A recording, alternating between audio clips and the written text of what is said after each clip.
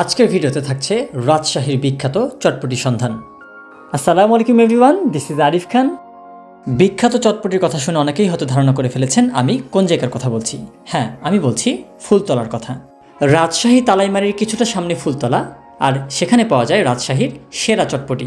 সেরা বলছি এই জন্য কারণ এখানকার চটপটির স্বাদ অন্যান্য জায়গার থেকে একেবারেই ভিন্ন। দামে কম আর পরিমাণে বেশি হওয়ার কারণে এখানে সব সময় থাকে ক্রেতাদের উপচে পড়া ভিড়।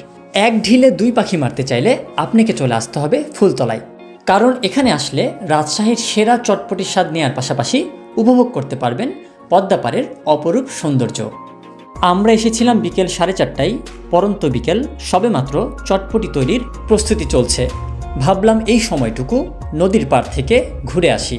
নদীতে চর পড়েছে, সামান্য একটু পানি পার হলেই যাওয়া যাবে ওপার। বালিতে খালি পায়ে হাঁটা আর নদীর একদম কাছ থেকে সূর্যাস্ত দেখার লোভ সামলাতে না পেরে জুতা খুলে নেমে পড়লাম পদ্মার চরে যাবার উদ্দেশ্যে। প্রকৃতির এই অপার সৌন্দর্য ক্যামেরায় ধারণ করা কখনোই সম্ভব নয়, একমাত্র নিজ চোখেই এর পরম তৃপ্তি উপলব্ধি করা সম্ভব। চরে হাঁটতে হাঁটতে আমরা একদম নদীর শেষ প্রান্তে চলে আসলাম। সেখানে কিছু নৌকা রয়েছে, চাইলে আপনি আপনার প্রিয়জনের সাথে পদ্মার বুকে ঘুরতে পারবেন নৌকায় চড়ে।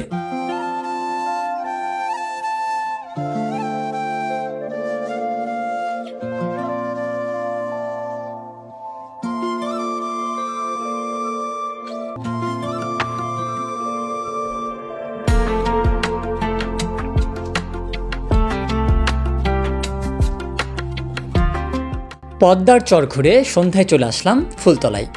চলছে চটপটির আয়োজন। শুধু আয়োজন না, বিশাল আয়োজন।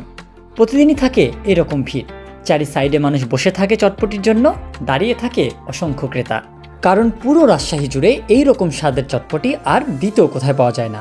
ওপর দিয়ে প্রচুর পরিমাণে নিমকি দেওয়া থাকে, যার ফলে এর স্বাদটা আরও দ্বিগুণ হয়ে যায়। মাত্র 20 টাকায় ভরপুর বাটির এই চটপটি আপনাকে ভিন্ন রকম স্বাদ এনে দিবে।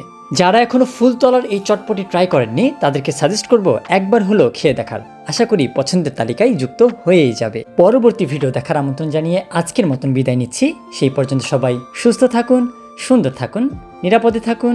আল্লাহ হাফেজ। আসসালামু আলাইকুম।